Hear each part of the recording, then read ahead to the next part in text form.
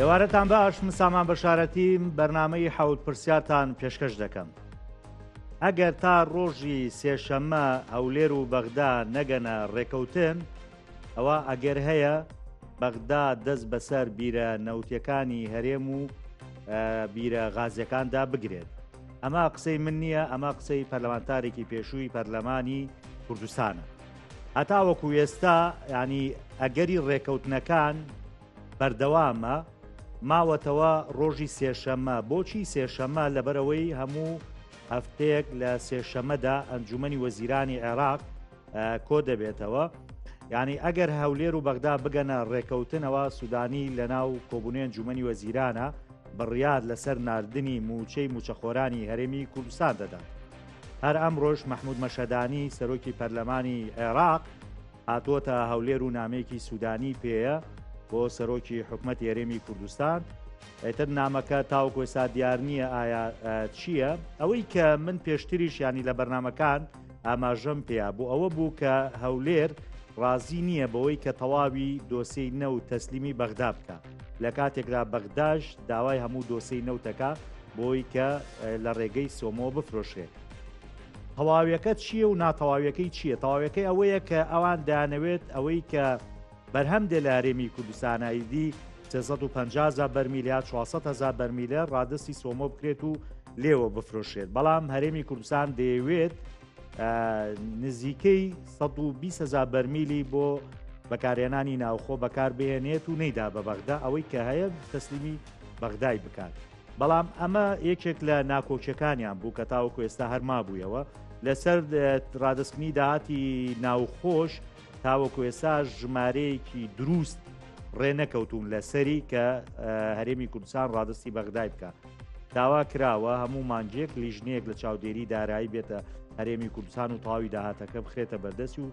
کە چەند بێت لە 150 ڕادست بکرێ. ئەمانە کۆمەڵێک ناکۆچین کە لە نێوان هەولێر و بەغدا چەندین ساڵە بەردەوامە، بە تایبەتی لە مانگی چوارە و زیاتر کێشەکان زەق بووەتەوە و وای کردووە کە تاوەکو ئێستا دوو موچەخۆرانی هەرێمی کوردستان دابش نەکرێت. من ئەم ئێوارەیە میوانداری زۆر بەڕێز دکتۆر شێرکۆ جەودەتم کردووە، ئەندامی پەرلەمانی پێشووی پەرلەمانی کوردستان. کاک دکتۆر زۆر زۆر بەخێر. من بەو پێشەکیەی بە دروستە بڵێم بەو نووسینی جەنابەت دەستم پێکرد. تۆ لەسەر چی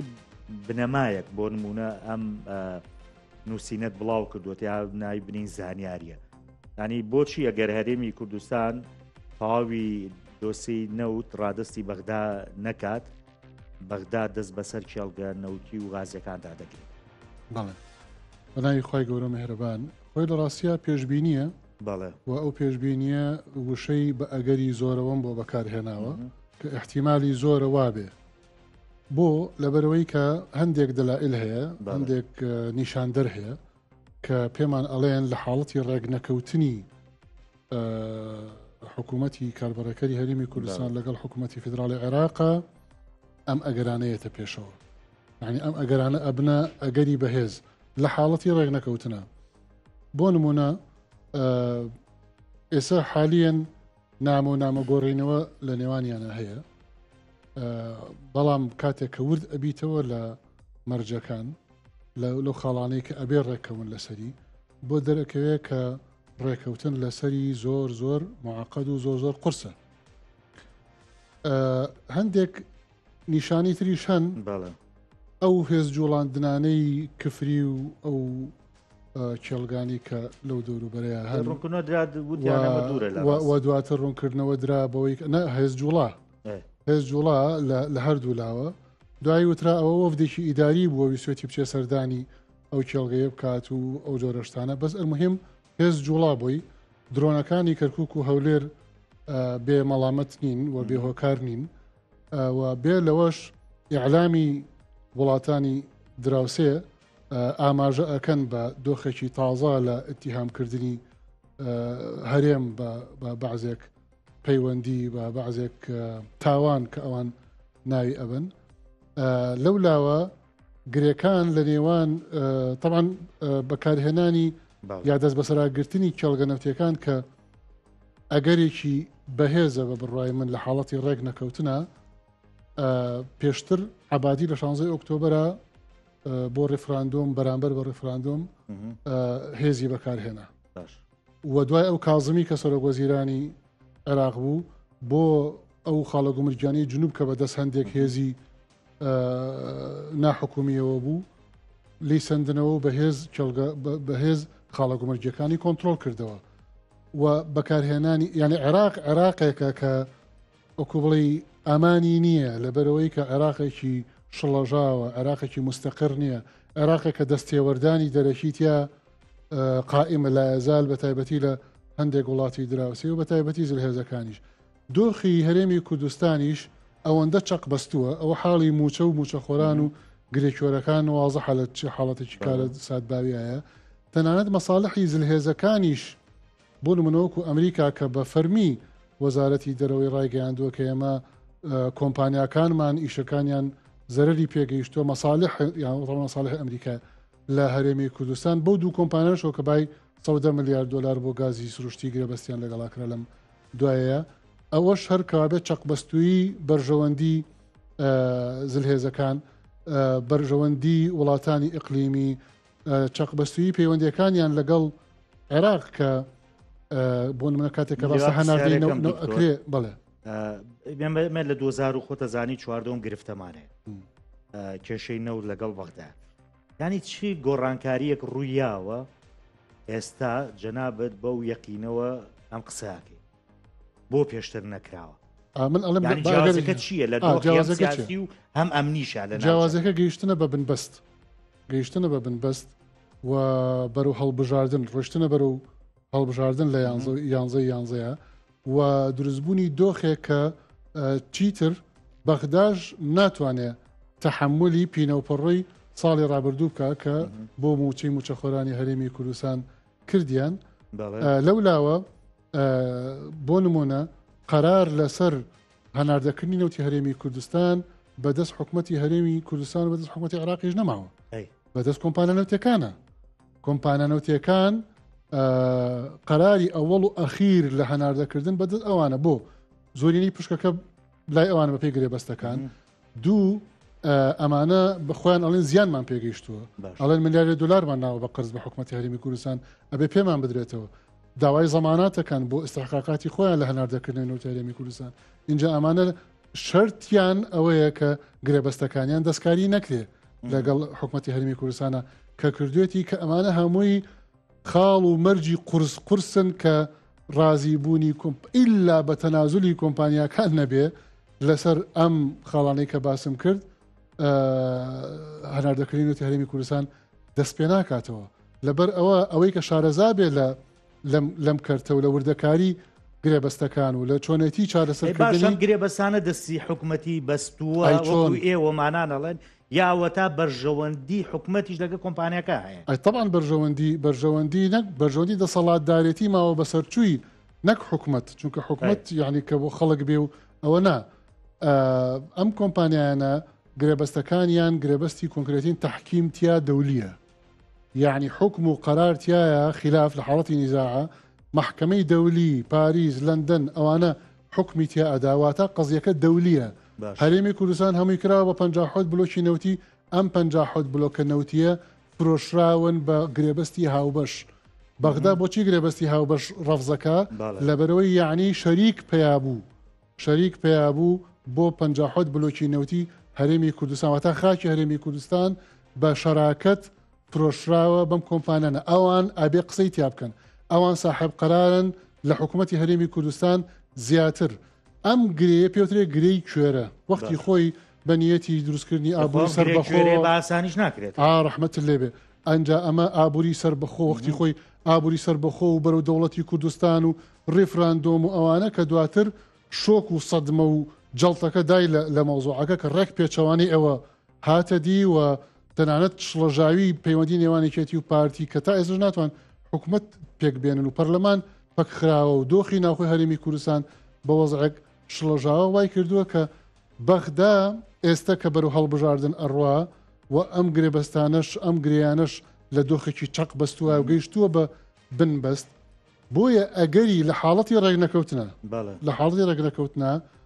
دوای سێشەممە وتووە دوای سێشەماواتە دوای ئەم کۆبوونەوەی ئەنجومەنی وەزیرانی عێراق ئەگەر بێت و دەسەڵاتدارەتی ماوە بەسەرچووی هەرێمی کوردستان من نەدا بۆ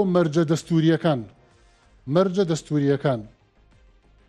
و پێک نێن لەگەڵ حکوومەتی عێراقیە لە دوای سێشەممەوە ئەگەری زۆرە تەحملکردنی ئەم دۆخە بگا بە بنبەست چونکە دۆخی هەرێمی کوردستان خۆی لە تەقینەوە و لە حاڵەتێکی کارەسات باویایە بەهۆی نەبوونی موچە و وەستانی بازارەکان و وەستانی ژان ئەوانە بۆیە بە ئەگەری زۆرەوە هەم سەرۆکی کۆمار کە مکەلەفە بە پاراستنی دەستور هەم حکوومەت سەرۆکایەتی ئەنجومەنی وەزیران لە حکوومەتی فیدراڵ هەم دەستگا قەزایەکان هەموو ئەوەی کە بێتە دەسەڵاتی عێراقی بە پێی دەستور بیر لەو کاتەوە کە بە ئەگەری زۆر بیر لەو کاتەوە کە دەست بەسەر چاڵگەنەوتەکان نابگرێ ئەم بۆ ئەوی دەستور جێبەجێ بکە چونکە بە ئاشتی و بە تەفاهمات و بە ئەوە نەگەنە نەتیجە تەنها ڕێگا ئەمەنێتەوە بۆ ئەوی کە دەستور جێبەجێ بکرێ بەتایبەتیش ئەو زەختە و لۆبیەی کە لە بەغدایە هەیە زەخت لەوە کاڵێت تۆ پارەی بە هەرێمی کوردستان دەبێەوەی کە هەرێمی کوردستان هیچی ڕادەستکە نەنەو تەسلیمەکان نەمە دەستوریەکان جێبەجێەکە لەبەرەوە لیان قبول ناکرێت بۆیە ئەوانیش زەرێکی گەورە ئەکەن لە هەڵبژاردنە ئەگەر بێت و مخالفەی دەستور و یاسا بکەن بەرامبەر بە هەرێمی کوردی عێراقی تەبعاً بۆیە دۆخەکە چەق بەستووە لە حاڵەتی ڕێگنەکەوتنە ئەگەری دەست بە سەراگرتنی کێڵگەنەوتەکانی هەرێمی کوردستان ئەبێتە ئەگەرێکی بەهێز بێت دەلائیلەکان شیکاریەکان وامان پێ اینجا چۆن دەست بە سەرا بگیرێ بۆ نمونە کێڵگەی خوڕمەڵە 150 بەرهەمی نەوتی هەرێمی کوردستان لە کێڵگەی خوڕمەڵەیە و نزیکە لە کەرکووکەوە و نزیکە لە ماچەجێناکۆکەکانەوە و منطقەیەکی متەنازع عەلەیها هەتا بەشێک لە کێڵگەی خوڕمەڵە ئەچێتە ئەوێشەوە ئەمە لە حاڵەتێکە بەرژەوەندی زلهێزەکان وەستاوە لە هەرێمی کوردستان وەکو کۆمپانیەکانی کە باسمان کرد ئەمریکا بەرژەوەندی عێراق لە دۆخێکی چەق بەستوایە بەرژەوەندی هەرێم و خەڵکی هەرێمی کوردستان لە دۆخێکی چەق بەستوایە هەندێک تەحریزاتی سیاسی وڵاتانی دراوسێ و لێرە و لەوێوە بەردەوامە و گەرمە بێ و درۆن ئاهاویژرێ لەم لاوە کەرکووک و لەولاوە بۆ هەولێر و لەولاوە هێز ئەجوورەرێ بۆ هەرێک کێڵگەی کفری ئەو جۆرەشتانە ئەمانە هەمووی دەلائلم پێمان ئەڵێ کە ئەم بنزینە چرخێکی نوقسانە بۆی کە هەڵبگیرسێ ئیتر ئەوە بەدڵی ئێمە نییە ئەوە مۆزوعێکی ترە بەڵام واقع و دەلائلەکان پێمان لە حاڵەتی بە ئاسان شەرێم بۆ دکتۆر فواد حسێنیش شتێکی بۆ بڵاو بۆتەوە کە ئەوە سێ ڕۆژە ڕەدی نەکردوێتەوە کە بڵێوانیە کە ئەڵێ وەکو سەرۆکی ئەنجومەنی ئابووری عێراق کە دانوستانەکانەکە ئەڵێ ئەگەر هەرێم لەگەڵ بەغدایە پێک نێت ئەوە ئایندێکی زۆر مەترسیدار چاوەڕێمان ئەکا لەبەرەوە ئەمانە هەمووی دەلائل پێمان ئەڵێ لە حاڵەتی ڕێک نەکەوتنە ئەم ئەگەری دەست بە سەراگرتنی کێڵگەنەوتیەکان ئەبێتە ئەگەرێکی بەهێز بۆیە شیکاریەکە بەم شێوەیە و دەست بە سەراگرتنەکەشی ئەنواعە هەر خۆی لە ڕخۆیان ڕێگەکردن لە هەناردەکردنی نەوتی هەرێمی کوردستان ئەوە خۆی لە خۆیان جۆرێکە لە دەست بە سەراگرتن کە ئێستا کۆنتترۆلی کردووە نایڵێ نەوتەکە بفرۆشی بە قاچاقەوە مۆزوعشی ترەکە بەدزی و بە قاچاق بەوان ئەفرۆشێت ئەی ئەگەر بێت بۆ نمونە بانقی مرکزیانە ئیجرراعاتی کردووە ئیلغای هەموو کیکاردەکانی بانقەکانی عراقی کردووە واتە هەژماری من هیچ کیکاردێکی ناخوا ئەو بانکانەی کە سەر بە هەژمانی منن لە هەرێمی کوردستان هیچ کیکاردێکی ناخوا بانقی مرکزی عراقی براری داوەکە کیکاردی تازە دروستکە سەر بە بانقی مرکزی عراقی هیچ کیکاردێک ئەمە یانی چی ئەمە لێدانە لە هەژماری من و ئەمە فەرزکردنی تەوتینە ینی هەنگاوێکە بۆ فەرزکردنی تەوتین واتە ئەوانەی کە حسابی بانقیان هەیە لە هەژماری لە بانقەکانی هەژماری من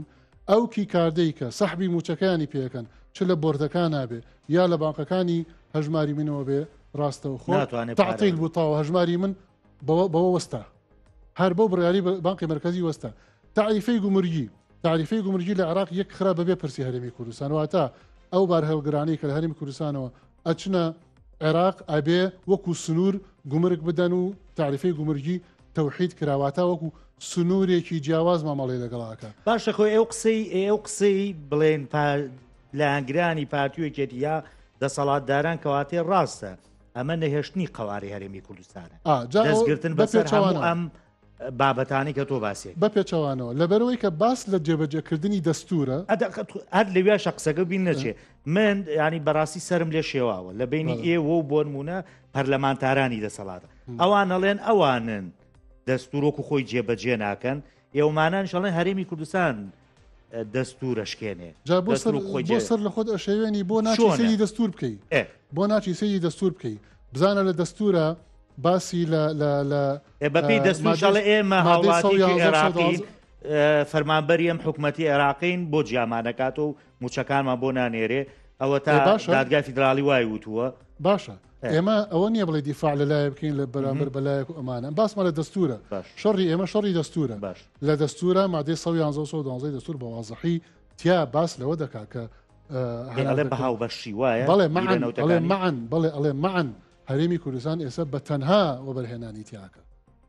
تەنها بە وەبەرهێنانی تیاکە وەتانە مانگە لەمەوە پێشبای 100 ملیارد دلار وەبەرهێنانی لەگەڵ ئەمریکیەکان دوو کۆمپانیای ئەمریکا کردووە لەسەر وەنیە کێڵگەی گازی سروشتی ئەو جۆرەشتانە لەبەر ئەوە سەری دەستور بکە بۆی سەر لێ نەشێوێ سەری دەستور بکە خۆت بەڕوونی بۆ دەرەکەوێکە کە ئەم بەزمە چۆنە اینجا مەسەلەی ئەوەی کە حکوومەتی هەرێمی کوردستان یا هەر کەسێکی ترکاڵێ بۆچی موچەمان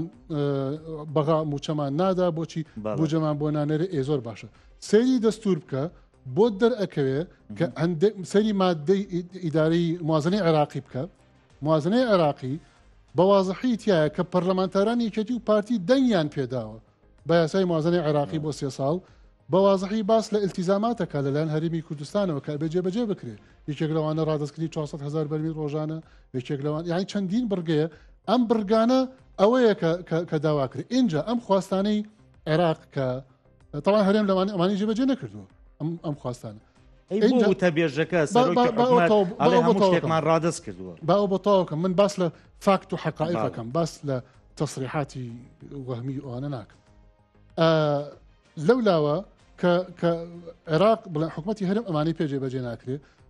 یا جێبەجێ نەکردووە لەولاوە ئەم سێ مەرجێک کە عێراق دایناوە کە مەرجی دەستورین تەوتینە بۆ خەڵکی هەرێمی کوردستان بۆ موچە خۆرانە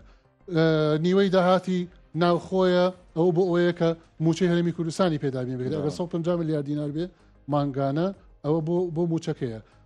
هەناردەکردنەوەی نەوتی هەرێمی کوردستانە حدودی 600 میلیۆن دلار پیاکە ئەگەر لە ڕێی سۆمەوە بفرۆشرێ ئەوە ئەچێتە 150 ملیارد دینارەکە نزیکە بێتەوە لە موچە ئەو ئەجزش کە بۆ موچە ئەمێنێتەوە حدودی 200 میلیارد دلارە دینارە عفۆن ئەوە بەغدا من تەحملەکە من ئەیخەمە سەری بۆ زەمانەتی کەوابێ مەرجەکانی بەغدا بۆ حکومەتی فیدرال نییە لە بەرژەوەندی حکومەتی فیدرال نییە لە بەرژەوەندی خەڵکی هەرێمی کوردستانە کە موچەی پێ زەمانەتەکرێت بەڵام لە بەرژەوەندی پارتیۆکێتی نییە ڕەحمەت لێ لە بەرژەوەندی دەسەڵاتدارێتی ماوە بەسەرچووی پارتیۆکێتینە کە ئەوان ئامادەن بە تەسەوری من میلەتی کورد بکەن بە قوربانی ئەوەی کە بزنس و کێڵگەنەوتەکان یا هەناردەکردنی نەوتی هەرێمی کوردستان تەسلیم نەکەنەوە و ئەو بزنسەی کە ئەوان پێی ئەژین وەکو دوو دەسەڵاتداری دوو زۆنی ئەم هەرێمی کوردستانە کە سەبەبی مەترسین لەسەر قواری هەرێمی کورد ئەوان سەبەبی مەترسین سەر قواری هەرێمی کوردستان نەک دەستوری عێراقی قواری هەرێمی کوردستانی تا پارێزراوە ئەو مەرجانش کە حکومەتی فیدرال داوایەکا و کردوێتی بە بیان و بەسەر حکومەتی هەرێمی کوردستان کابرەکە هەرێمی کوردستان ئەوانە مەرجی دەستورین بۆیە قواری هەرێمی کوردستان کامێ مەترسی لەسەری دوو زۆنی مەترسیە لەسەری دوو ئاسایشی مەترسیە لەسەری دوو هێزی پێشمەرگەی مەترسیە لەسەری نەبوونی موچە مەترسیە لەسەری وەستانی بازار و وشکبوونی بازار مەترسیە لەسەری دۆخی داڕماوی دەرونی هاوڵاتیانی هەرێمی کوردستان مەترسیە لەسەر قواری هەرێمی کوردستان یخۆ حربێکی هەرەوەی لێوەشێتەوە حرب ماڵکاولی ماڵوێرانی داڕمانی ئابووری داڕمانی دەرونی داڕمانی کۆمەڵایەتی لێ ئەوەشێتەوە ئەوی ژەرەوەی لێوەشاوەتەوە ئێستا بۆیە نەخێر ئەسڵەن ئەوە ئێمەین دیفاع لە قواری هەرێمی کوردستان نەکەین کە ئەڵێن موچە با سەقامگیر بێ کە ئەڵێن نابێ موچە خۆران ببێتە سوتەمەنی ئەم ململانەی نێوان هەرێم و بەغدا کە ئەڵێن ئەبێ بازار ببوژێتەوە کە ئەڵێن ئەبێ دەسەڵاتدارەتی هەرێمی کوردستان دەست هەڵگرێت لە بزنسی شخصی و لە بزنسی دەستە و تاقم و چەند گەندەڵکارێکی دەسەڵاتدار لەم هەرێمی کوردستانە کە ئامادەن میلەت بکەن بە قوربانی ئەوەی کە بەرژەوەندی خۆیان ئەو ملیاردەرانی کە هەڵتۆ ئێمە پارێزەری قواری هەرێمی کوردستانی ئێمە دیفاع لە قواری هەرێمی کوردستان ئەگەر بەغدا تەمەنەوە ساڵێکە بەغدا زیاتریشە موچە ئەدا موچەی دابین کردووە ئەگەر بەغدا مقصر بوو لە مەرجە دەستوریەکان لە پێویستی دەستوریەکان بێگومانەوە کاتە هەمومانە بێ پەنجە بکەین بە چاوی بەغدایە و بەڕڕووی ببینەوە بەڵام هەرێمی کوردستان تۆ بیانوت داوەتە دەست بەغدا دار داوەتی ئەڵی بەوە لێمدا ئێمە بەوە ئەڵین هەڵە بەوە ئەڵین خەلەل بەوە ئەڵین مەترسی لەسەر قواری هەرێمی کوردستان و بەوەش ئەڵین پەیام بۆ دەسەڵاتدارەتی ماوە بەسەرچووی یەکێتی و پارتی کە ئەگەر بێت و ڕێک نەکەوێ و ئەم عینادیە و ئەم بزنسە شخصیانە لەم هەرێمی کوردستانە واز لێ نەهێنن و تەسلیمی دەستور و سیستم و مؤسساتی حکومڕانی کاکە بەغدا استیغلالیەوە کە تۆ پەرلەمانی پەک خستووە پەرلەمان لەم هەرێمی کوردستانە پەک خراوە مؤسساتی حکومڕانی پەک خراوە یعنی ژیان لەم هەرێمی کوردستانە وەستاوە شەڵەژاوێکی سیاسی تا حەدی قێزەوەنی لەم هەرێمی کوردستانە هەیە بەغدا استیغلالی ئەوە کە زەختەکە لە ئەمان بۆی کە مەرجە دەستوریەکان بێتە دی بۆ ئەمانە ئەدی بەدەستەوە بۆ ئاوا خۆت بەدەستی خۆت دار ئەدی بەدەست باشە بەغدا بۆی کە لێت بدە جۆم لە برادێکی پارتی بوتی ئەگەر سبەین ینی بۆ نمونە نەگەنە ڕێکەوتن بەسم سێشەمە ینی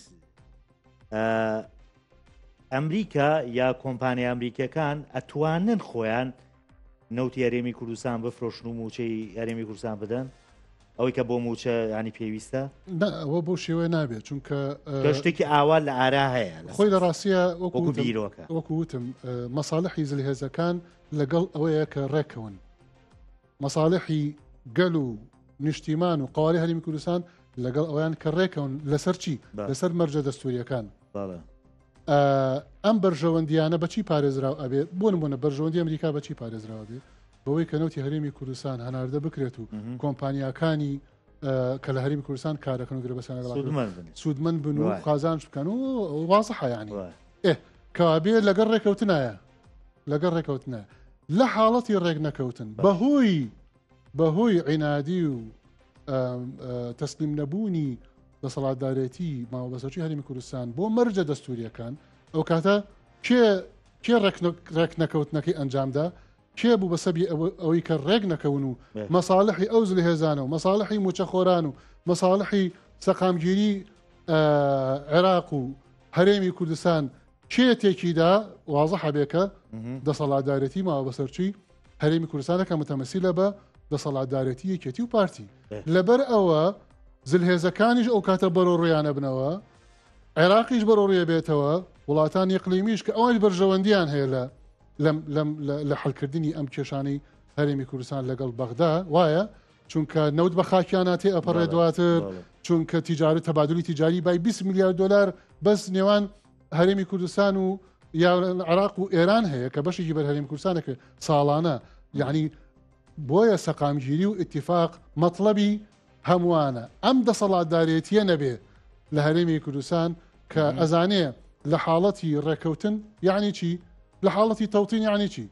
یعنی موچەخۆری هەرێمی کوردستان بێمنەتە بێ بەرامبەر بە دەسەڵاتدارێتی حزبی هەرێمی کوردستان موچەکەی بە فەرمی دێتە سەر حسابێکی بانقی پشتگیری کراوە لەلایەن بانقی مرکزی حکوومەتی عێراق واتە نەک بانقێکی ئەهلی کار کاتێ ئیفلاسی کرد و دای خست و ڕای کرد کەس نەتوانێت بیهێنێتەوە و حقوقی خەڵکی تیا ئەفەوتێ کابێ تەوتین یەکسانە بەچی یەکسانە بەلاوازی دەسەڵاتدارەتی گەندەڵ ئەی ڕادستکردنی داهاتی نەوخۆ یعنی لێسەندنەوەی لە یەکێتی و پارتی و تەسلیمکردنی بە موچەخۆرانی هەرێمی کوردستان ئەی هەناردەکردنی نەوتی هەرێمی کوردستان واتە لێسەندنەوەی ئەو بزنسەی کە ئێستش باس لەوە دەکرێت کە لەوانەیە بۆ ڕێەکەی هەرێمی کوردستان کە بەناو خاکی تورکیا تێپەڕێ پێش ئەوی بگاتە بەندەری جیهان بۆی کە منعکراوەلەوەی کە بفرۆشێ بەڵام پێشەوەی بگاتە بەندەری جیهان دەنگۆی ئێوە هەیە کە فەرعێکیان لێ جیاکردی بێتەوە و بە جیها ئەویش لە ڕێی بۆ ڕیەوە ئەم جارە بە قاچاق بفرۆشێ ئەو دەنگویانە هەیە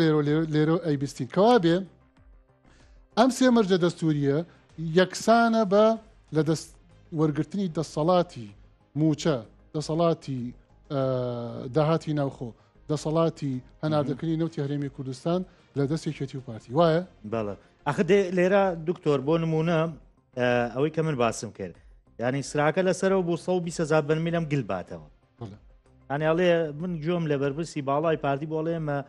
هەموو نەوت بەڕاستی مەلەفی نەوت ڕادەسی بەغدا ناکەیت واتەوە تەسلیم بوون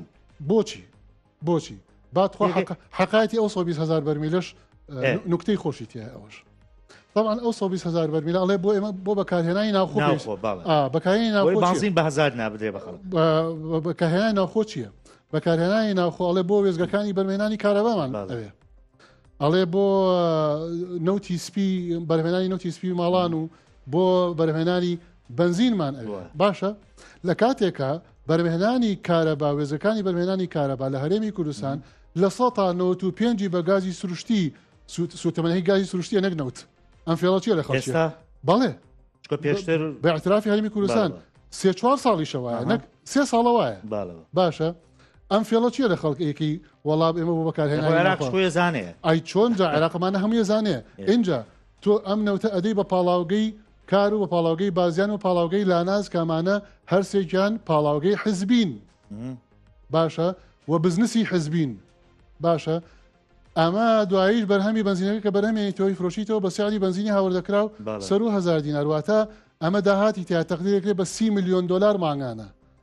بۆیە ئەم نەوتە ئەتەوێ بۆ خۆماڵی بێ بۆی کە پاڵاوگەکانت 30 ملیۆن دلارتان بۆ بەرهەم بێنێت و بە کاش بیفرۆشێتەوە بەزین و نەوتەکە ئەوانە این بکات و سوودی لێوەربگرن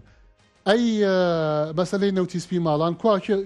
خەڵک کوا نەوتی سپی ماڵانی بینیوە چەند ساڵە لەبەرەوە ئەوەش هەر ڕاست نییە بۆیە بەکارهێنانی ناوخۆ یعنی چی یعنی خۆمان بیفرۆشین یعنی خۆمان داهاتەکەی چ بنزین بێت چ نەوت بێت چە هەر شتێکی تر بێ و مەسلەی بەکارهێنا خۆ بۆ کارەبا و بۆ بنزینی هەرزان و کە 450 وەکو عێراقەڵێ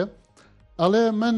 بنزین و سوتەمەنی وێزەکانی بەرهێنانی کارەبا و نەوتی سپید بۆ دابینەکەم بکو ناوچەکانی تر عێراق واتە لتری بە 450 دینار وات یعنی بنزینە هەرزانەکە نەوتە هەرزانەکە و سوتەمەنیشی بۆ دابینەکەم ئیتر تۆ ئەم بەکارهێنانی ناوخۆیە چییە هەر بۆی کە ئەو کەپسولە دەربێنێ کە لەبەرەوە یعنی هەمووی دیقەت بە هەموو مفاوەزاتەکە لەسەر ڕادەستنەکردنی بزنسی یەکێتی و پارتیە نەک بەرژەوەندی خەڵک لە بەرژەوەندی خەڵکانی نەوتیفی ماڵان هەرزان بێ بە ئاسانی دەستکەوێت لە بەرژەوەندی خەڵکانیە موچەخۆران موچیان زامن بکرێ لە بەرژەوەندی خەڵکانیە بەنزین بە 450 دینار بێ لیتری لە بەرژەوەندی خەڵکانیە کارەبای بێ 24 ساعات لە ڕێی دابینکردنی سوتەمەنی بۆ تەواوی وەزەکانی هەرێمی کوردستان ئەمان لە بەرژەوەندی خەڵکانی گرنتی کراون لەلایەن بەغداشەوە کە سبێنە کێشی بۆ ئەمانە خواستی دەستورین ئەمانە خواستی دەستورین ئەمانە مەرجی دەستورین ئێمە بەغا گەندەڵە فاسیدە هەرچیەکە ئێمە باسمان لە بەغدا نیە باسمان لە جێبەجێکردنی دەستورە ئەمانە هەمووی جێبەجێ بکرێ لە بەرژەوەندی خەڵکی هەرێمی کوردستانانیە ئەی بۆچی دەسەڵات دارێتی بزنسخوازی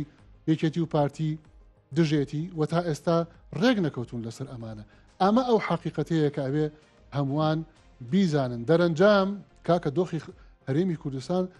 زۆر مەترسیدارە دکتۆر لەسەر ئەو دۆخە ینی قسم بۆکەی ینی دوێنێ بەڕاستی من وەزیرێکی حکوومەت هەرێمی کوردستان میوانە بوو وتم باشە ئەڵە چاوەڕێی بەغداین بەغدا ئەمە یەکلایی کاتەوە سێشەمە چوارشەمەوان دانیشتیان ئەم هەفتەیەنە دەمیەوە هەفتە ئەمە تاکەی بۆ نمونە خەڵک چاوەڕێم هەفتە بۆ هەفتەکە کە ڕێەکەون موچە دێیان نایە بۆیە خەڵک توانای بەڕاستێمەی ماوە ئەو دوو ئەو 65 ڕۆژە موچی وەرنێک خەڵک خۆیە خواتەوە خەڵک کاتێک کە خۆپشاندانی ژەکە و تعبیر لە ئازاری خۆی بەهێز و ینی ئیهانە دەکرێ نەکەن لەبەر ئەوە خەڵک خۆیە خواتەوە خەڵک پەنگی خواردووە خەڵک دڵی خەریکە ئەتەقێ بڕۆ سێری حاڵەتەکانی جڵتە و نەخۆشیە دەرونیەکان کە لە سنتەر و مەرکزە تەندروستیەکان و شوێنە تایبەتمەندەکان بزانە چەند بەرز بۆتەوە بزانە چ دۆخەکی مەترسیدارە سەیری سۆشیال میدیا بکە بزانە خەڵکی هەرێمی کوردستان چۆن بەعەلەنی ئەتەقێتەوە بەرامبەر ئەم دەسەڵاتدارێتی فاسیدە لەبەرەوە یعنی ناکرێت لەوە زیاتر تەحملکردن بۆیە گەیشتۆ بە بنبەست هیچ چارەسەرێک و حەلێک نییە ڕێکەوتن نەبێت هیچ چارەسەرێک و حەلێک نییە ڕێکەوتن نەبێت لەسەر مەرجە دەستوریەکان ئەم سێشەمەیەکی یەکلاکەرەوەی سێک لەسەر سێشەمە کرێ دکتۆر ویستمەوە ئەوم بۆ ڕوونکەیتەوە ینی دەستگا ڕاگەاندنەکانی سەر بە پارتی دەڵێن ڕەنگە سێشەمانێگە نێشگەن بە ڕێکەوتن حکوومەتی عێراق سولفەیەک بدا بە هەرێمیڕۆیە ئەم ئەخی کێشێ بەڕاستمەوە بڵێ ینی ئەم شەڕێ کە ئەکرێ ئەم مانەوەی خەڵک لەم دۆخە خراپەیە ئەکرێ بە موچەی مانگی پێنج یا موچەیەک تاوەکو دیسان کۆبوونەوە بەردەوام بێ و دووسێ مانیکە چاوەڕێکا بۆ موچەیکە یا بێ بەڕاستی کۆتایی پێبێ ئەمە ئەکرێ ئەو حیزبانەی کە حکوومەتی عێراقیان پێگهێناوە بەڵام بەشێکیان پارتیەکێتیشن بەڵام ئەوەی ئەولا بڵێن ئەکرێ خۆیان بە دۆڕانن بن لە هەڵبژاردنە بەرامبەر بەو هەموو زەختە جەماوەری کە لە سەریانە بۆ ئەوەی کە دەستور جێبەجێ بکرێ بەرامبەر بە هەرێمی کوردستان ئەکرێشتیوە هیچ سیاسیەکە هیچ عقلێک هیچ منطقێک هەیە بڵێ ئەکرێ خۆیان بن بە دۆڕانن لەبەر خاتری چەند دەسەڵاتدارێکی هەرێمی کوردستان نە بۆیە ئەم سێشەمەیە کە ئەوترێ حتا ئەگەر ڕێکیش بکەون بە تەسەوری من ڕێکیش بکەون ڕێکەوتنەکە موعەقەتە بێ چونکە تا ئێستا چەند جارێک ڕێکەوتون نەخد ئەمەیە ئێمە لە سەری ساڵا وتیان پاو کێشەی موچە نەما و ڕێکەوتون و بۆ ئەم 2000 یعنی قۆناغی پینەوپەڕۆ تەواو بووە قۆناغی پینەوپەڕۆ ڕێکەوین بۆ مانگێک و بۆ 2 مانگ و مەسەرۆکوی هەرێمەڵێ سەرتا 50,000 بەرمیلتان بینی و اینجا دواییەکەین بە هەفتادایەکەین باشتاوان قۆناغی پینەوپەڕۆ تەواو بووە گەیشتووە بە بنبەست گەیشتۆ بە بنبەست و بەرەو هەڵبژاردن ئەوڕێنیایی لەوە زیاتر تەحمل ناکرێ و لەوە زیاتر زەرەری خۆیانی تایە دۆڕاندنی خۆیانی تایە شکستی خۆیانی تایە لەبەر ئەوە نایکەن لەو زیاتر تەحمل ناکەن خواستەکانیش خواستی جێبەجێکردنی دەستورە بە سلمی بە ئاشتی ئەگەی بەڕێکەوتن لە مخالەفاتی دەستوری لا ئەیەی بۆ پەیڕۆکردنی دەستور و مەژە دەستوریەکان کە لە بەرژەوەندی خەڵکی عێراق و هەرێمی کوردستانە باشە ئەگەر نا سێشەممە ڕێک نەکەوتی پێک نەهاتی ئەوە دوای سێشەممە کە من وتومە دوای سێشەممە ئایا ئەگەری ئەوە زۆر نابێت لەم دۆخە چەق بەستووە لەم بە بنگەیشتنی حلولی پینەوپڕۆ و تەرقیع و پینەوپڕۆکردنە ئەگەری ئەوە زیاتر نابێت کە هەندێک چارەسەری یەکلاکەرەوە بۆ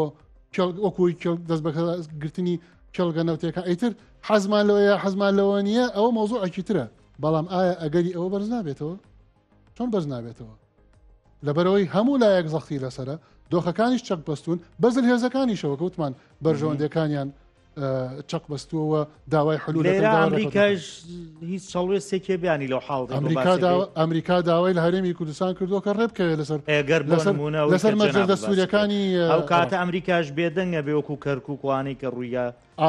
ناوچە جێناکۆکەکان باشت کرد باسی کرد بیرتە لە 16 ئۆکتۆبەر هەرێم دەسەڵاتدارەتی هەرێم داوای لە ئەمریکا نەکرد کە پشتگیری بکە بۆ ڕێفراندۆم ئەی جوابی چی بوو ئەمریکا بە نامەی ڕسمی وەزارەتی دەرەوەی ئەمریکا وەزیری دەروی ئەمریکا بۆی ناردن وتی دوای بخەن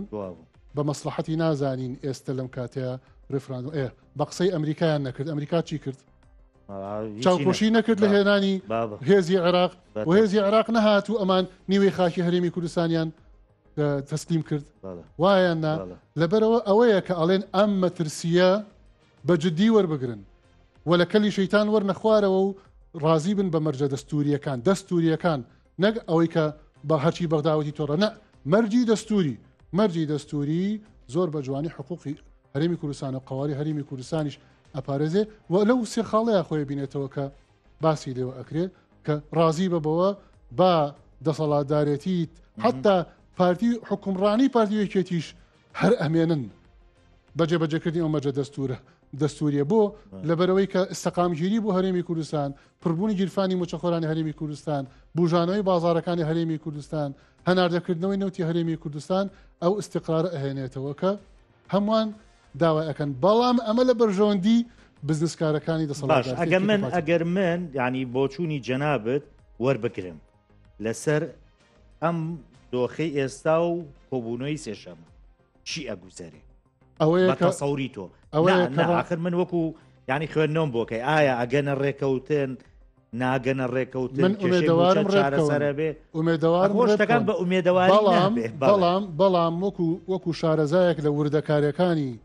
گرێبەسەنەوتیەکان و داهات و دارایی و گومرگ و ئەو وردەکاریانە و ئەوەی کە بینی بێتم لە ڕابردووە لە ملکەچ نەبوونی دەسەڵاتدارێتی بزنسکار لە هەرێمی کوردستان بە مەرجە دەستوریەکان ئومێدەوارم ڕێبکەون بەڵام پێشببینی ناکەم کە ڕێبکەون بەداخەوە بۆ لەبەرەوەی کە بەرژەوەندی مادی و بزنسیان کەوتۆتە بەر کەواتە ئەی هەرێمی کوردستان چی لێدێ بۆ نمونە حکوومەتی هەرێمی کوردستان سێشەمە کۆبوونی ئەنجومەنی وەزیرانی عێراقە چوارشەمەش هەرێمی کوردستان چی بڕیارەکە درێ بەڵێ ئەگەر ڕێک نەکەون خۆ خەڵک هەروە بێ موچە بێ ئەمە بێ چاوەڕێی یەیتەوە سەر خاڵە چەق بەستووەکە ئایا ئەم هەموو خاڵە چەق بەستۆی کە باسمان کرد هەر ئەکرێ هەر ئاوا بە چەق بەستوی بمێنێتەوە ناکرێت بۆیە ئەگەرەکان یەنە پێشەوە ئەگەرە بۆیە زۆرینی ئەگەرەکان لەوەیە خۆی ئەبینێتەوە کە حلولی دەستوری ئەگەر عێراقیش بۆ نمونە پەنای نەبردە بەر ئەو حلولە دەستوری کە جەناب باسەکە یا دەستگرتن بەسە کێڵگە نەوتیەکانە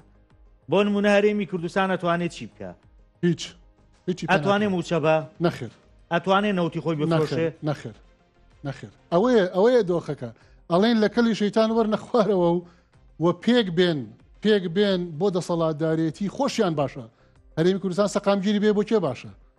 بۆ دەسەڵاتدارێتەکەی باش وانە بێنەوەی کە بۆ میلەتەکەش باشە بۆیە خیتابەکەی ئێمە پەیامێکی لۆجیکیە پەیامێکی زانستیە پەیامێکی دڵسۆزانەیە بۆ خەڵکی هەرێمی کوردستان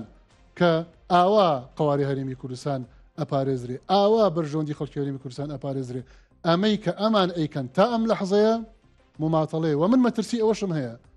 حتا ئەگەر حکوومەتی هەرێم و حکوومەتی عێراقی ڕێک بکەون کۆمپانیاکان کە شەریکن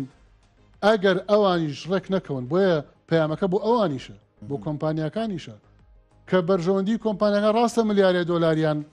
لای ئەم دەسەڵاتدارێتی بزنسکاری هەرێمی کوردستانە وەکو قەرز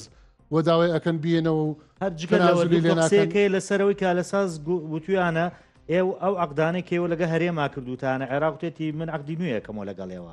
وا هەیە بەڵێ کۆمپانیەکان ڕازی نین بەمە کە بەرژۆندیان لەگە عقدەکەی یاریمی کوردستان زیاترێ بۆیە ئەڵێ نابێت گرێبەستەکانمان لەگەڵ هەرێمی کوردستانە دەستکاری بکرێت تەمانەوانە حلولی هەیە کۆمپانیا نەوتیەکان ئەگەر بۆ دوورمەودا بیر بکەنەوە ڕێبکەون باشە حتا مەسەلی ملیار دۆلارەکەش ینی بەغدا نرمین وانوە بەرامبەری مەسەلی قەرزەکە بەڵێ ینی حل هەیە بە ئەقساتی درێژخایەن ئەمانە حل هەیە بۆیە لە بەرژەوەندی کۆمپانیا نەوتیەکانە ڕێکەوتن بکرێ و نەوتەکە هەناردە بکرێ و ئەوانیش قازانجی لەکەن و عقدەکانیان ئەوان 25 ساڵە واتە زۆری ماوە بۆیە لە بەرژەوەندی ئەوانە کە ڕێبکەون لە بەرژەوەندی ئەوان نییە کە ئەم دۆخە چاق بەستویە بەم کاکە بۆ نمونە ئێستا و گومرگەکانەکرێ بە ئەلکترۆنی باشە سیستمی ئاسێ بەکارێت کە داواکرێ حتا لەو بازرگانانی هەرێمی کوردستانیش کە بێ ئەو سیستمە پێواتە بە ئەلکترۆنیکردنی گومرگەکان باشە کە گومرگ کۆنتترۆل کرا و خاڵسنوورەکان کۆنتترۆل کرا قاچەقچێتی نەوتیش ئەوەستێ چونکە تانکەر خۆ بە شاخات تێ ناپەڕێ هەرێ بە شەقاما تێپەڕێ بە جادە تێپەڕێ ئەویش بە خاڵە گومرجەکانایە کە ئەوە کۆنتترۆل کرا قاچەقچێتی نەوتیش نامێنێ واتە ئەوەی کە کۆمپانیاکان نەوتی پێ ئەفرۆشن لە ڕێتانکەرەکانەوە ئەویش نامێنێ ئەوش لە زەریری کۆمپانیاکان وایە لەبەرەوە لە بەرژەوەندی کۆمپانیاکانیشە ئەم پەیامە بۆ ئەوانیشە کە ڕێبکەون لەگەڵ حکوومەتی عێراق و حکوومەتی هەرێمی کوردستان و ئەم سێ کوچکەی ڕێکەوتنە لە کەلی شەیتان بێنە خوارەوە و ڕێکەوتن بکەن و سێشەمە ئەنجومەنی وەزیران ئەمڕۆ پەیامەکە گەیشتووە ینی بە دەسەڵاتدارەتی هەرێمی کوردستان لە ڕێی مەحموود مەشایدانی وەکو جەنابەت فەرمووت و بە زووترین کات ئابێ ڕازی بن چونکە هیچ چارەسەرێکی تر نییە لای ئەمان ئابێ ڕازی بن بۆی سێشەمە ئەنجومەنی وەزیرانی عێراق بڕیاری لەسەر بە و ببێتە قەراری ئەنجومەنی وەزیران و ئەو قەرارە ئەبێتە قەرارێکی دەستوری بۆ جێبەجێکردنی دەستور و تەفاهمات تەنانەت ئەرزێت خۆشە بێ بۆ یاسای نەوتوگازی عێراقیش کە ئەوە خواستێکی دەستوری کاڵە یونەظم بقانون پەیوەندی نێوان هەرێم و پارێزگاکان لە ڕووی نەوتی و گازیەوە لەگەڵ حکوومەتی فیدراڵ ئەبێتە هەوێنێکی زۆر باش ئەرزێکی زۆر باش بوو یاسای نەوت و گاز کە یاسای نەوت و گاز هەتا ئەم کێشانە چارەسەر ئەکا بۆیە حەلی بنەڕەتی یاسای نەوت و گازە هەتا قسەی لەسەرەوە کرێ ئەڵێ گوایە پەنان بردوۆتە بەر نووری مالکی کە بێتە ئەم کێشەیە چاسەکە و شتێتی هەتاوەکۆ ئێوە سەرەتا هەر بۆی نیەتپاچی بنوێنن 50,000 بەرمیلیش بێ ڕۆژانبی نێرن بۆیم بتوانم قسەی تیا بکەم یعنی وەکۆی تۆڵی گەشتۆتە من بەست تاوەکۆ ئەم نەوتە نەڕوا خۆی نووری مالیکیژێکە لە هاندەرانی ئەم فشارانە وەیکێکە لەوانەیە کە سوورە لەسەر ئەوەی کە بۆ بەداخەوە موچەخۆرانی هەرێمی کوردستان بۆ بە سوتەمەنی ئەم یاریە قێزەوەنی کە نێوانەنە ئەم حلو لە پینە و پەڕۆیانەش جەدوای نییە هەشی بێ کورتە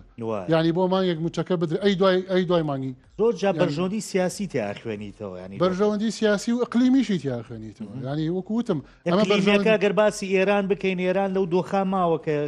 سەرقاڵ بێ بەم شەڕە ئێساکە هەیە لە نیوان بەغدا و لێرە خۆ تۆ ناتوانێت بڵێ ئێران تەواو بووە تەواو بوو ئێران نەبووە تەواو نەبووە بەرژەوەندی لە عێراقا بەرژەوەندی نییە بەتەکید ئەی چۆن نیەتی ئێخۆ ئەومان نزانین لەبەرەوە ڕێکەوتنەکە چی لە دۆخی بۆ نمونە ئێرانە گۆ ئەگەر ڕێبکەون سەقامگیری بۆ عێراق و بۆ هەرێمی عێراق چێە زۆرینەی حکومڕانی عێراق چێە دیارە یعنی وازحە بۆیە بەرژەوەندی اقلیمی بەرژەوەندی زلهێزەکان بەرژەوەندی عێراق بەرژەوەندی خەڵکی هەرێمی کوردستان لە ڕێکەوتنە تەنها بەرژەوەندی دەسەڵاتدارێتی بزنسکاری هەرێمی کوردستان ئەوانەیە کە بزنسەکەیان لێ وەکو بڵێ بە سیستیماتیک ئەکرێت و ئەڕژێتەوە ناو چارچەوەی دەستور ئەگینا هەموو لایەنەکان بەرژەوەندیان لە ڕێکەوتنە ئێمەش فشارەکەین بۆ ڕێکەوتن ئێمەش فشارێکی و ئەو پەیامەشم کە بڵام کرێتەوە بۆ فشارکردنە بۆ ڕێکەوتن کە ئەبێ بە ڕێکەوتن چارەسەر بکرێ چونکە حلولەکانی تری غێری ڕێکەوتن وەکو دکتۆر فوعاد لە پەیامەکە ڕایگەیاندووە دکتۆر فوعاد حوسێن کە جێگری سەرۆک وەزیرانی عێراقە ئاڵێ ئەگەر ڕێککەوتن نەکرێ ئایندێکی مەترسیدار بەڕۆی هەرێمی کوردستانە بێت ئێمە نامانێت خۆشان ئاگاداری و زەختی عێراقن یا عێراق و پامی پێگەاندون کە بۆ نمونە بڵێ ئەگەر ئێوە ڕێنەکەم من ناچارم هێز بەکاربێنم بۆ کۆنتڕۆکردنی بیرەنەوتەکان خۆی ئەوە خۆیان باش دەزانن کە ئەوە یعنی یەکێکە لە ئەگەرەکان و کەسیشان نەفی نەتوانێت شەڕکا بەرامبەر بە و هێزانە ینی دەستگرتن بەسەر کێڵگەنەوتەکانی هەرێمی کوردستان مەرجیش نییە بە شەڕێ هۆش بابزانین هەندێک ڕێکاری تەکنیکی هەیە و باسم کرد وەکو یەکێک لەوانە ئێستا کە ڕێگری کردو لە هەناردی نەوتی هەرێمی کوردستان ئەوە چییە ئەو سکاڵای ئەوە سجنکردنی کۆنتترۆلکردنی نەوتی هەرێمی کوردستان نییە ئەگەر ڕێگای قاچاق نەبێ کە ئەویش وە کۆنتترۆلەکرێ بە پێی خاڵە گومریجیەکان کەوتمان بە ئەلکترۆنیک ینی مەبەست جەنا بدەگەرەوەش نەبێ و ڕێگەی قاچاقەکە بگرێت یا ئێرانوەری نەگرێت ڕێکاری تەکنیکی تریش هەیە چییە ڕێکاری تەکنیکتر هەیە لە بواری نەوت و تەدەفڕۆقی نەوت و بەرەمهێنانی نەوت و زەختکردن لە ڕێی مەحاکمی دەولیەوە لە کۆمپانیاکان و یعنی ڕێکاری تەکنیکی تر هەیە شرط نییە ئیلا هێز بێ بۆیە بەڵام لە کۆتاییە ئەمە ئەبێتە حرب یا سۆفت حربی سۆفتە یعنی حربی نەرمە لە ڕێی مەحاکم و لە ڕێی شێوازە تەکنیکیەکان بۆ دەست بەسەراگرتن کێڵگەنەتەکانی هەرێمی کوردستان یان ئەوی ترەکە کە هەردووکیان نەخوازراون یعنی لەبەر ئەوە یعنی زۆر گرنگە کە دەسەڵاتدارەتی هەرێمی کوردستان ملبا بۆ خواستە دەستوریەکان ملبا بۆ خواستە دەستوریەکان و ئەوە لە بەرژەوەندی هەموو لایەکە و ئەوەش ئەم قەیرانە تێئەپەڕێنێ و ئەمانگەێنێ بە ئەرزیەتێکی زۆر باش بۆ یاسای نەوت و گازی عێراقی کە تازە بۆ ئەم خولەی پەرلەمانی عێراقنا بۆ خولی داهاتوو ئەکرێ یەکەم ئیشی پەرلەمان و مەجلیسی نوابی عێراقی بریتی بێت لە سوود وەرگرتن لەم ئیتیفاقات و ڕێکەوتنانەی هەرێم و حکوومەتی فیدراڵ بۆ داڕشتنی یاسای یان بێتە بنەما بۆ داڕشتنی یاسای نەوت و گازی عێراقی کە بە یاسا ئەو کاتە اینجا کارەکان ڕێک ئەخرێ و یاسا پەیڕۆ ئەکرێ و ئەوەش لە بەرژەوەندی خەڵکی هەرێمی کوردستان و خەڵکی عێراق و هەموو لایەک دکتۆر ئەو لەحزەی کە بۆ نمونە بڕیادرا ڕێکەوتن نەوت هەناردە بکرێت ئیدی موچە دێ ئەگەر ڕێکەون بەڵێ ئەبێ بێت چۆن ڕێکەوتن لە پێناوی چی هەیە هەر وەکو عەرزم کردی چاڕێەکەم بڵێ نەوتەکە بڕوا و جارێ نەڕۆشت و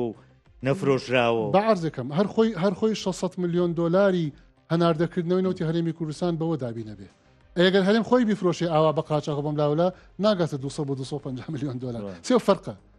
بۆ موچەکەت موچی هەرێمی کوردستان مەبەستە 150 ملیار داهاتی ناوخۆ بخرێتە سەر ئەو 600 ملیۆن دلارە چەنەکە حدودی 200 ملیار دینار فەرقەکە بەغدا واجبێتی بیخاتە سەری ئەها چۆنە کاکە ئاوا ژیان ئەبێ ڕێک بخرێ ئاوا میلەت ئەبێ ڕزگار بکرێ لە دۆخی کارەسات باوی و ئاواش لە بەرژەوەندی هەمولایەکە بۆیە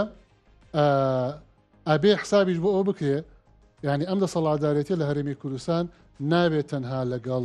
حکوومەتی عێراقیە ڕێبکە ئەبێ لەگەڵ کۆمپانیەکانیشە ڕێبکەون دقت بین هەموو جارێ کۆمپانیەکان ئەوەسن هەتاوەکو حکوومەتی هەرێم حکوومەتی عێراق ئەگەن بە شتێک دوای هەڵێوەشێنەوە موچە دەیانات هەم هەفتە یا هەفتەی داات ئەگەر بە قسەمان کەن دێت ئەگەر بە قسەشمان نەکەن زۆ سپاس دەکەم دکتۆر شێر بۆ جەودەت پەرلەمانتاری پێشووی کوردستان زۆ سپاس بۆ جەناب زۆ سپاس بۆ ئێوەش کە تا گۆسە بینێری بەناو خواتانە سپێرم خواتان